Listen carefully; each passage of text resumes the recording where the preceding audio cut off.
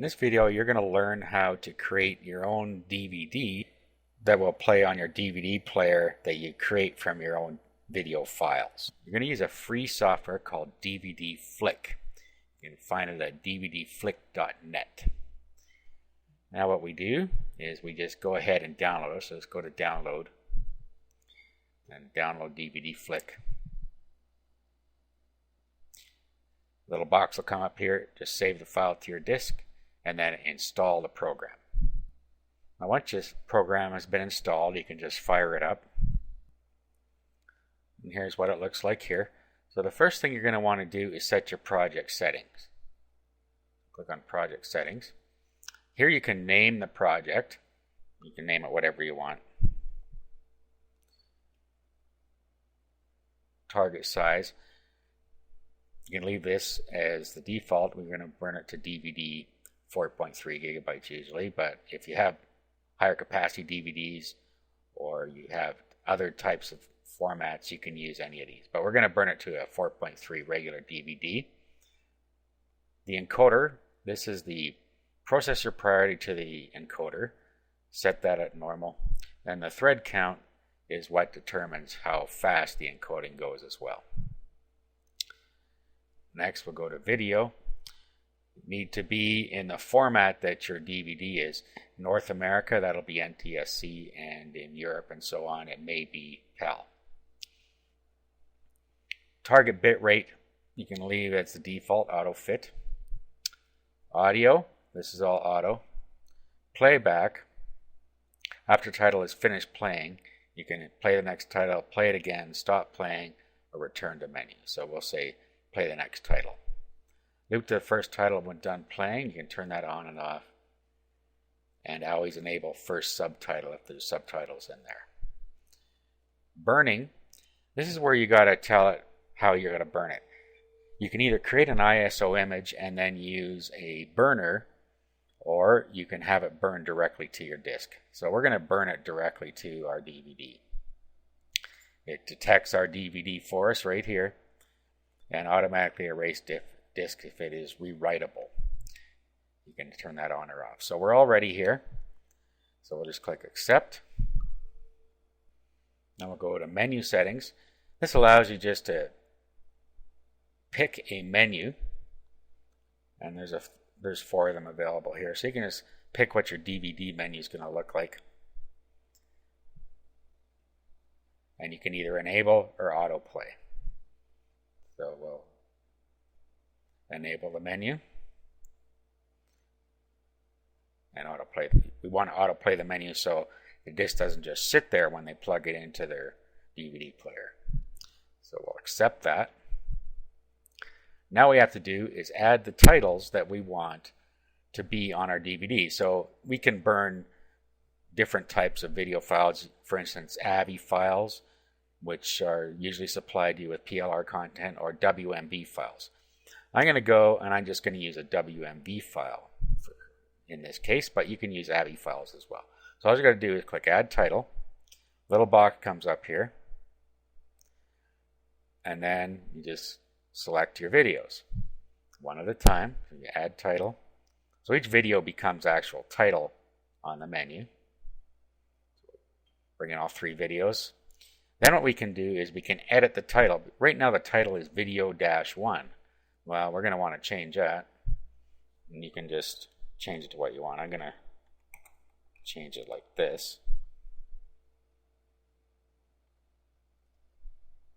And then next title.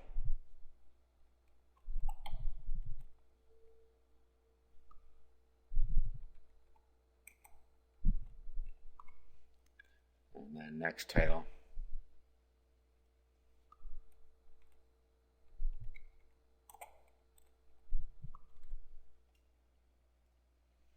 Okay, accept. Okay, now you'll see we have video 1, video 2, video 3. Those are our titles. Now all we have to do is do create DVD. It tells you that it's going to be burnt to disk after it's finished encoding. So you need to make sure there's a blank disk in the recorder drive. So make sure that you have a blank disk in your DVD write drive before you continue. Click OK. and then ask if you're sure you want to proceed. And you can, if you don't want to see this anymore, you can click this and say yes. Okay, it's saying the destination folder already exists.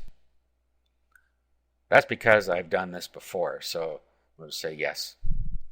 And then it starts on its way here. So what it's doing now is it will go through all of these steps. First, prepare the files, encoding video, and you'll see a progress bar along here. And it will go through each of these steps, and when it's done, you have a DVD that you can play in a DVD player. And of course, you can also play it on Windows Media Player. So we'll just let this run. Now you notice here it says title 1 of 3, video 1 of 1. So it's going through each of our files, which are called titles, and it's going to add all 3 of those titles to the video.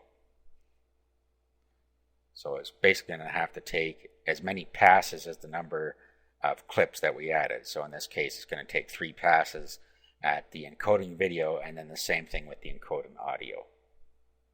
So now it's into title 2 of 3. Okay, now we're into the 3rd pass. And then when it finishes that, it'll continue down the list and encode the audio. Okay, so it's almost done all the encoding bits for the video. Now it encodes the audio. Again, it needs to take 3 passes at the audio, which is much quicker than going through the video. So it's through pass 1, and now it's into pass 2.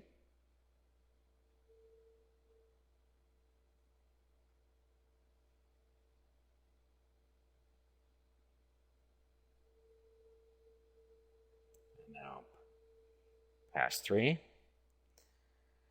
and now it will combine the audio and the video together. So this takes a little while for it to do that. After that, it adds any subtitles that were in the video in.